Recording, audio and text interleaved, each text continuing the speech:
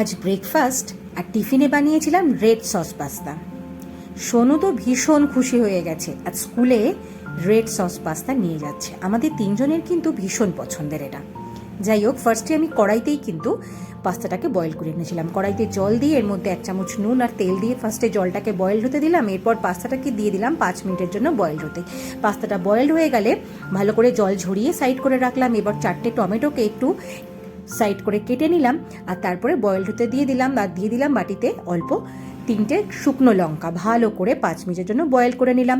এরপর নামিয়ে নিয়ে টমেটোগুলোকে ওপরে স্কিনটাকে ছাড়িয়ে নিলাম আর তারপরে ছোট ছোট করে কেটে নিয়ে মিক্সিতে একটা মিহি পেস্ট বানিয়ে নিলাম। কড়াইতে দিয়ে দিলাম সাদা তেল, দিয়ে দিলাম রসুন বাটা, অল্প ক্যাপসিকাম কুচি আর একটা গোটা পেঁয়াজ কুচি, ভালো করে মিক্সড করে নিলাম। একটু ভাজা ভাজা হয়ে গেলে অল্প chili flakes, oregano, black pepper powder মানে গোলমরিচ গুঁড়ো আর নুন দিয়ে ভালো করে মিক্সড করে নিলাম। এরপর দিলাম টমেটো পিউরিটা যেটা বানিয়েছিলাম সেটা আর টমেটো সস, ভালো করে মিক্স করে নিলেই আমাদের রেড সসের পাস্তার কিন্তু রেড সসটা একদম রেডি। এরপর বয়েলড পাস্তাটাকে দিয়ে সুন্দর করে কিন্তু মিক্সড করতে হবে।